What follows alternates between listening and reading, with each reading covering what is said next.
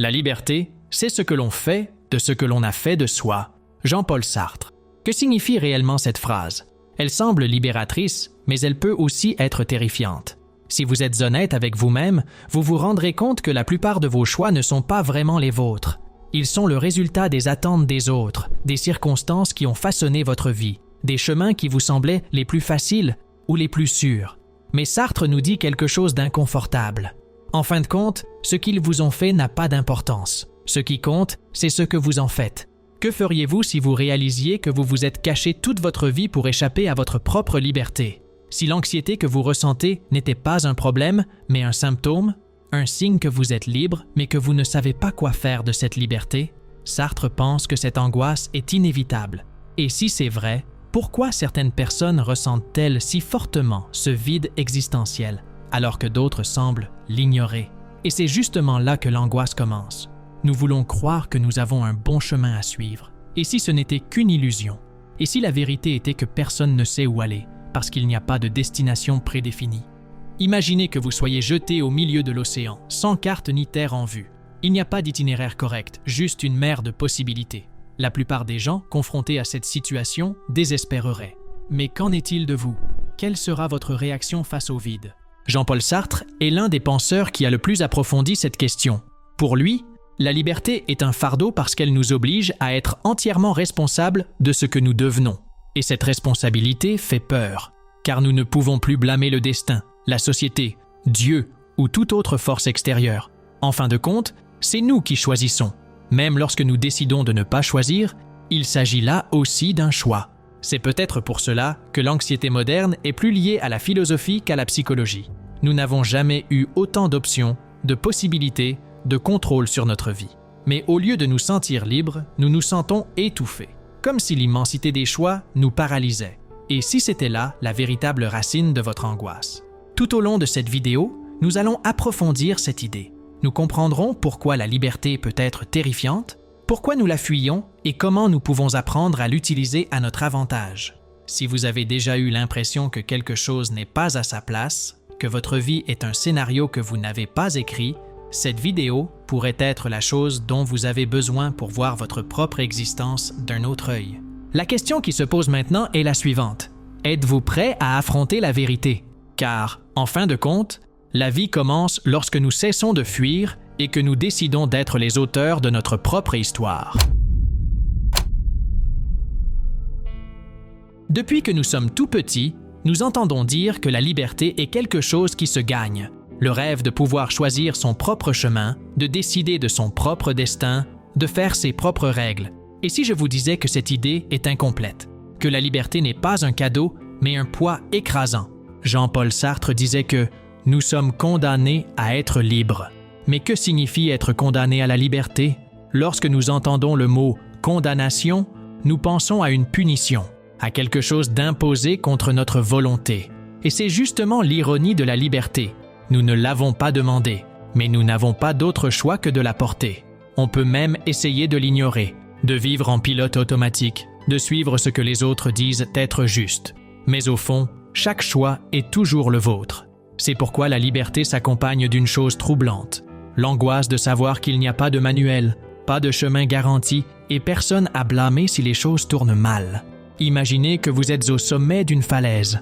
Le vent souffle fort, l'horizon s'étend devant vous et soudain une pensée effrayante surgit. Et si je sautais? Vous n'avez pas envie de sauter, mais le simple fait de savoir que vous le pourriez, que ce choix existe, vous donne le vertige. C'est l'abîme de la liberté, un espace infini de possibilités qui peuvent soit vous élever, soit vous détruire. La plupart des gens préfèrent croire que leur vie suit un scénario, que le chemin est déjà tracé par Dieu, le destin ou des forces indépendantes de leur volonté. D'une certaine manière, cette idée est réconfortante, car si la vie a déjà un plan, il n'y a pas lieu de s'inquiéter. Il suffit de suivre les instructions et tout ira bien. Mais Sartre détruit cette illusion. Il n'y a pas de destin préécrit. Il n'y a pas d'essence avant l'existence. On est, et c'est à soi de décider qui l'on sera. Cela signifie que chaque erreur, chaque détour, chaque regret est entièrement le vôtre. Il n'y a pas d'entité supérieure pour vous absoudre, pas de but secret qui attend d'être découvert. Et c'est ce qui rend la liberté si effrayante. Parce que lorsqu'il n'y a plus d'excuses, Lorsqu'il n'y a plus personne pour porter le poids de vos décisions, il n'y a plus que vous. Pensez à un acteur sur scène. Il peut jouer n'importe quel rôle, endosser n'importe quelle identité. Mais contrairement à l'acteur qui suit un scénario écrit par quelqu'un d'autre, vous devez écrire votre propre texte pendant que vous jouez. Le problème est le suivant. Et si vous oubliez votre texte? Et si le public vous juge? Et si au bout du compte, c'est un échec? C'est la véritable angoisse de la liberté. Vous pouvez choisir n'importe quel chemin, mais il n'y a aucune garantie que ce soit le bon. Et c'est justement pour cela que tant de gens préfèrent éviter cette responsabilité. Certains s'accrochent à des dogmes rigides, d'autres suivent ce que la société leur dicte, et beaucoup choisissent simplement de ne pas choisir, se laissant entraîner par le courant de la vie. Mais Sartre nous met en garde. Même lorsque vous décidez de ne pas choisir, il s'agit déjà d'un choix. La liberté nous donne du pouvoir, mais elle nous jette aussi dans l'abîme du doute. C'est pourquoi si peu de gens embrassent leur propre liberté, parce que c'est une prise de risque permanente. C'est accepter qu'il n'y a pas de sol ferme sous nos pieds, mais une mer de possibilités. Je vous le demande maintenant, avez-vous le courage d'assumer cette responsabilité ou cherchez-vous encore quelqu'un pour écrire votre histoire à votre place? Si la liberté est un tel fardeau, pourquoi ne pas la fuir? Se réveiller, travailler, payer des factures, dormir et recommencer encore et encore le lendemain. La vie passe ainsi. Et un jour, vous réalisez que le temps vous a échappé. Les rêves ont été repoussés. Les opportunités sont passées inaperçues. Tout cela arrive parce que personne ne vous a jamais appris à voir le jeu de la vie de la bonne manière. Mais il existe un autre chemin. Si vous voulez passer au niveau supérieur, vous devez accéder à de nouvelles connaissances. Et c'est exactement ce que vous trouverez dans les codes du lapin blanc. Ce livre va ouvrir vos yeux sur ce qui se passe réellement. Vous comprendrez pourquoi vous êtes coincé dans les mêmes schémas, apprendrez à sortir du mode pilote automatique et commencerez à voir les opportunités qui étaient là depuis toujours. Et enfin, vous prendrez des décisions qui vous mèneront vraiment vers la vie dont vous avez toujours rêvé. Si vous vous sentez prêt à faire ce changement, le lien est dans le commentaire épinglé. Vous serez surpris de voir à quel point il peut être simple d'augmenter votre prospérité. Le succès est un choix. À vous de décider. Si la liberté est un fardeau insupportable, la solution la plus tentante est de faire comme si elle n'existait pas. Nous trouvons des excuses, nous nous accrochons à des étiquettes, nous suivons des chemins que nous n'avons pas choisis consciemment, juste pour éviter d'affronter la vérité la plus inconfortable. Nous sommes responsables de ce que nous devenons. C'est ce que Jean-Paul Sartre appelait la mauvaise foi. Mais que signifie exactement vivre de mauvaise foi? C'est plus que mentir aux autres, c'est se mentir à soi-même. C'est se convaincre qu'on n'a pas le choix alors qu'on l'a. C'est agir comme si votre identité était figée, comme si vous n'étiez qu'un rôle que vous jouez, plutôt qu'une personne capable de changer sa propre histoire. Imaginez un serveur. Il est poli, efficace, connaît le menu par cœur, sourit aux clients. Mais Sartre nous demande de remarquer quelque chose de subtil. Il exagère ce rôle. Ses gestes sont presque mécaniques, sa posture excessivement professionnelle. Il ne fait pas que travailler comme serveur, il est le serveur. Mais cette identité est une prison déguisée, car dès lors qu'il croit n'être que cela, il renonce à sa liberté. Il choisit d'oublier qu'il pourrait être autre chose. Et ce piège n'arrive pas qu'aux serveurs. Il nous arrive à tous. Combien de fois avez-vous entendu ou dit des phrases comme « Je suis comme ça, ce n'est pas pour moi » ou « Je ne peux pas changer maintenant ». Ces affirmations semblent anodines, mais elles cachent quelque chose de plus profond. La peur de la liberté.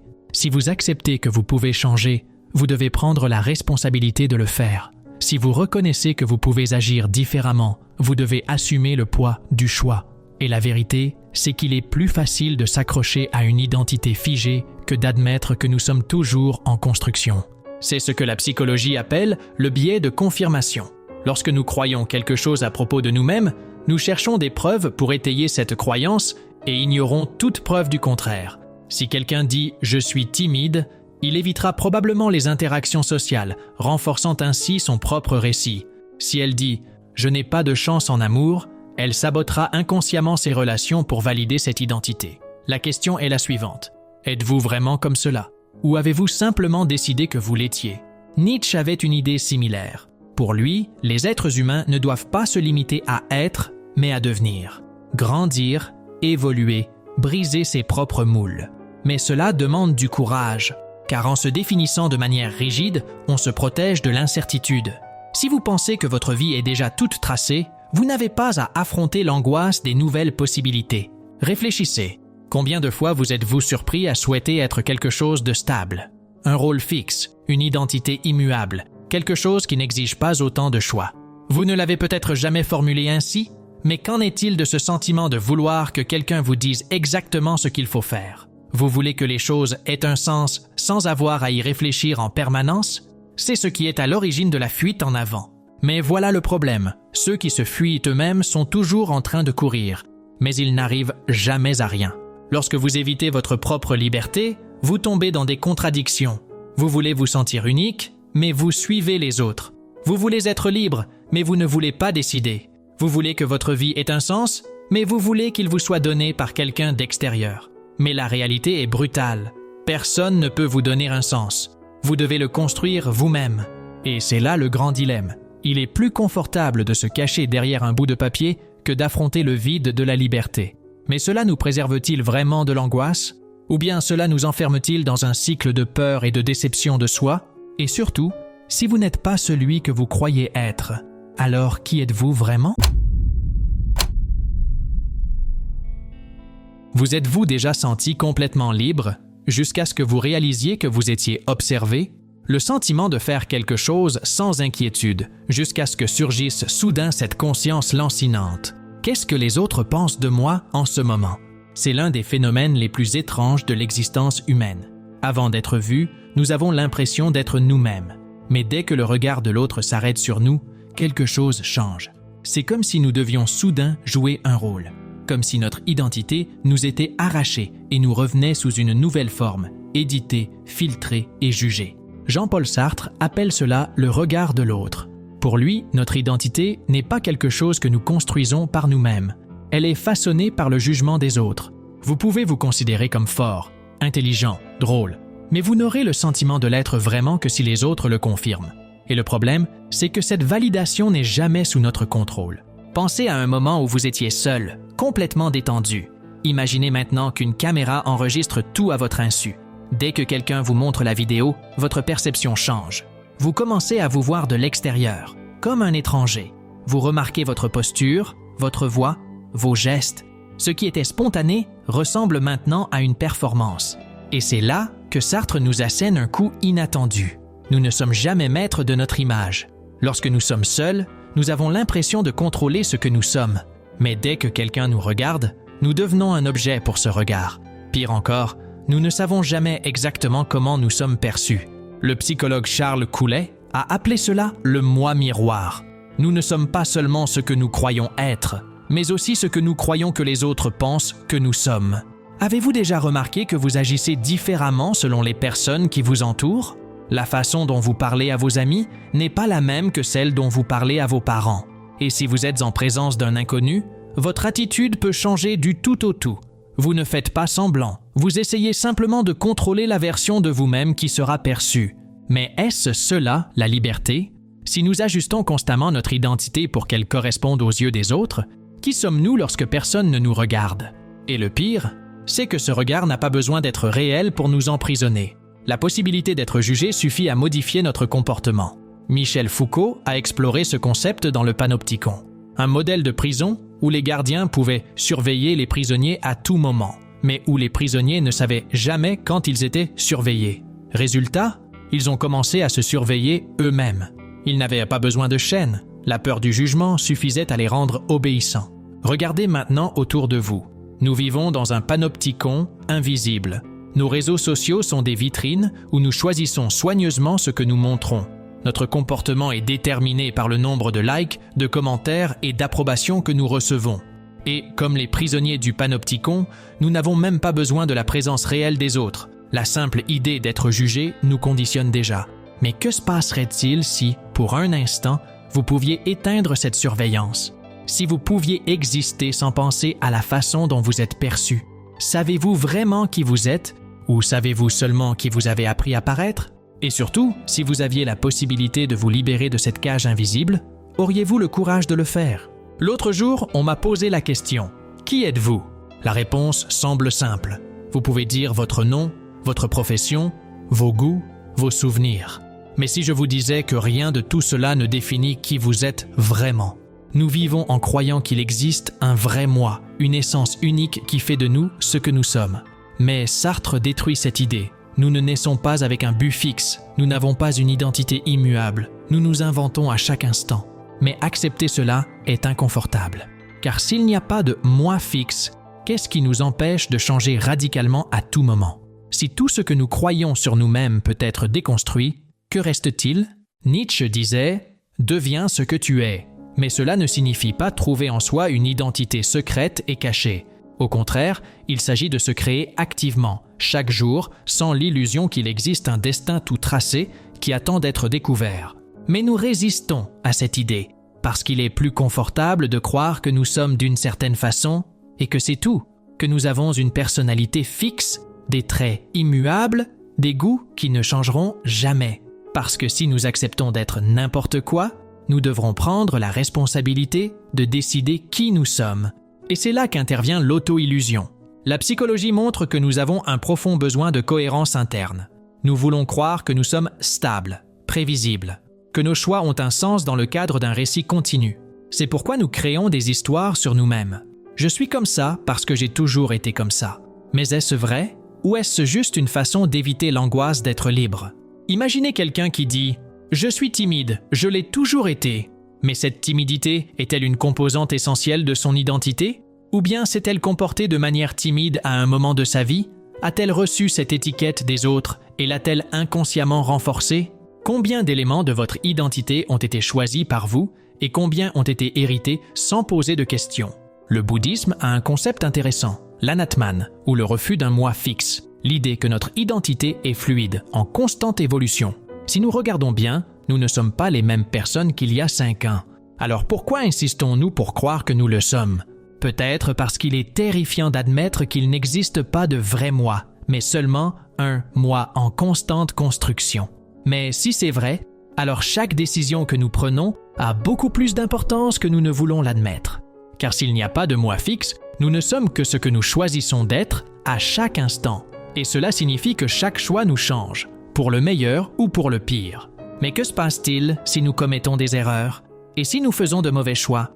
La liberté d'être qui nous voulons a un prix, le risque d'erreur, de regret et d'échec. Et c'est justement pour cela que beaucoup de gens préfèrent s'accrocher à de fausses certitudes plutôt que d'accepter qu'ils peuvent tomber à tout moment. Mais fuir une erreur peut être la plus grande des erreurs. Imaginez un artiste devant une toile vierge. Il tient le pinceau, prêt à donner le premier coup de pinceau. Mais il hésite. Et s'il se trompait? Et s'il gâche tout? Mieux vaut attendre encore un peu. Mieux vaut mieux planifier.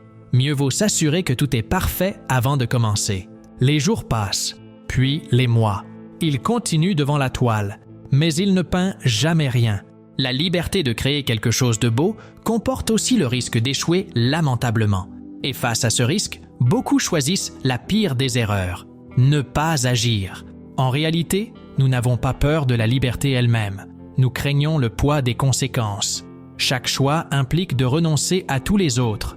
Chaque chemin emprunté est un univers entier de possibilités rejetées. Et si nous commettions une erreur irréversible? C'est ce que la psychologie appelle le paradoxe du choix. Plus nous avons d'options, plus il est difficile de se décider. Des études montrent que lorsqu'ils sont confrontés à un trop grand nombre de possibilités, les gens évitent souvent de choisir, de peur de faire le mauvais choix. Et cette peur n'est pas seulement une question de logique. Elle est ancrée dans nos instincts. Depuis les temps primitifs, l'erreur peut signifier la mort. Un mauvais chemin dans la forêt, une mauvaise décision à la chasse. Toute erreur pouvait être fatale. Notre esprit a été programmé pour éviter les risques, même si aujourd'hui les conséquences d'une erreur sont bien moindres. Mais il y a un problème. S'il n'y a aucun moyen d'éviter de commettre une erreur, la seule façon d'échouer vraiment est de ne jamais essayer. Nietzsche en a parlé avec le concept de l'éternel retour. Imaginez que vous soyez condamné à vivre la même vie, exactement comme elle est, encore et encore, pour toujours. Chaque choix, chaque hésitation, chaque regret se répète à l'infini. Pourriez-vous supporter ce sort? Ou pire encore, si votre vie s'arrêtait aujourd'hui, regretteriez-vous les choix que vous n'avez jamais faits? La Harvard Business School a mené une étude sur les regrets en fin de vie.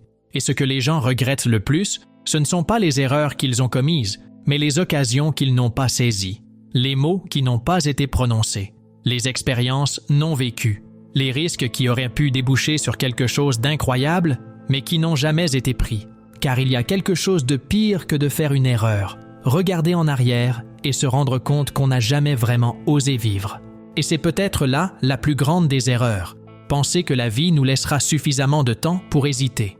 Et si ce temps venait à manquer avant même que l'on s'en rende compte? Ce contenu vous fait-il réfléchir et éveille-t-il de nouvelles façons de penser? Si oui, cliquez sur le bouton Super Thanks juste en dessous de la vidéo. C'est une façon de dire merci et de m'aider à apporter plus de contenu comme celui-ci à ceux qui ont besoin de réfléchir sur la vie. Il arrive un moment où planifier ne sert à rien. Penser, réfléchir, analyser toutes les possibilités, tout cela peut vous préparer. Mais ce ne sera jamais suffisant, car, à un moment donné, l'étape suivante ne dépend plus d'aucun calcul. Il suffit de s'y jeter à corps perdu. Mais l'être humain y résiste. Nous voulons des garanties, nous voulons des certitudes, nous voulons une feuille de route qui nous dise exactement quoi faire. Or, la vérité la plus effrayante de l'existence est qu'un tel scénario n'existe pas. En tant qu'enfants, nous croyons que les adultes savent ce qu'ils font, qu'il existe un plan secret pour la vie, un ensemble de règles qui, si nous les suivons correctement, nous mèneront à une fin heureuse. Puis nous grandissons et nous nous rendons compte que personne n'a toutes les réponses, que la plupart des gens font semblant d'être sûrs tout en improvisant en cours de route. Et dans ce cas, que nous reste-t-il? Sartre disait que l'existence précède l'essence. Cela signifie qu'il n'y a pas de but qui nous attende. Nous ne naissons pas avec un destin défini. C'est à nous de donner un sens à notre vie. Cela peut sembler libérateur, mais c'est aussi terrifiant, car cela signifie que personne ne viendra vous sauver. Aucune force extérieure ne prendra les décisions difficiles à votre place. Et si vous échouez, il n'y aura pas de système universel pour vous absoudre. Mais il y a un autre aspect à cela.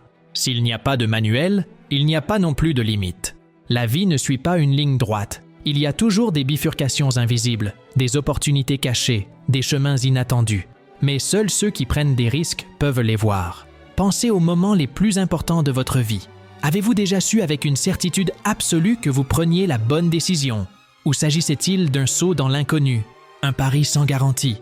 Le monde appartient à ceux qui osent. L'histoire de l'humanité n'a pas été écrite par ceux qui attendaient des certitudes, mais par ceux qui ont tracé leur propre chemin. Et oui, cela signifie que vous pouvez faire des erreurs. Et alors? Les erreurs ne sont pas une fin en soi. L'erreur est le prix de la liberté. Ce qui nous effraie le plus n'est peut-être pas l'incertitude, mais le fait que nous sommes entièrement responsables de ce que nous devenons. Et c'est peut-être pour cela que le vide nous accompagne. Ce silence intérieur, ce sentiment inconfortable qui surgit dans les moments de pause, lorsqu'il n'y a pas de distraction, lorsqu'il n'y a personne. L'avez-vous déjà ressenti? Comme s'il manquait quelque chose que vous ne pouvez pas nommer? Toute notre vie, nous essayons de combler ce vide. Par le travail, les relations, les distractions. Nous essayons de créer un sens fixe, quelque chose qui nous définit pour toujours, parce que l'idée d'être un brouillon inachevé nous terrifie. Nous voulons des réponses définitives, nous voulons un « moi » fixe auquel nous raccrocher. Mais Sartre nous a rappelé une chose essentielle. Il n'y a pas d'essence avant l'existence. Et si ce vide n'était pas une erreur? Et si c'était justement l'espace dont nous avons besoin pour nous réinventer? Peut-être que l'angoisse que nous ressentons face à notre propre liberté n'est pas une punition, mais un appel. Un rappel que, tant que nous sommes en vie, il y aura toujours quelque chose à construire. Il y aura toujours de la place pour changer, pour faire des erreurs, pour refaire. Nietzsche disait que pour renaître à la vie, il faut d'abord mourir. Pas physiquement, mais symboliquement. Laisser derrière soi ce que l'on était pour créer ce que l'on peut être. Car la plus grande illusion que l'on nous a enseignée est qu'un jour nous serons complets, qu'un jour tous nos doutes disparaîtront, qu'un jour nous aurons toutes les réponses. Mais la vérité, c'est que nous n'y parviendrons jamais. Et si nous y parvenons, ce sera parce que nous aurons cessé de vivre. Après tout, si vous avez trouvé toutes les réponses, vous avez cessé de poser des questions. Et c'est peut-être là la question ultime. Êtes-vous prêt à mourir à votre ancien moi et à naître enfin comme vous êtes censé être? Parce qu'en fin de compte, la seule chose qui soit plus effrayante que de prendre le chemin de l'avenir, c'est d'être prêt à mourir à son ancien moi. Si vous êtes arrivé jusqu'ici, vous avez déjà fait un pas de plus que la plupart des gens. Vous êtes abonné à la chaîne, vous regardez les vidéos, vous réfléchissez à chaque idée. Maintenant, la question est, jusqu'où voulez-vous aller? Si vous voulez passer à l'étape suivante et vraiment appliquer ces connaissances dans votre vie, les codes du lapin blanc est prêt pour vous. Le lien est dans le commentaire épinglé. Rappelez-vous, le succès est un choix. À vous de décider. Comptez sur moi et suivez le lapin blanc.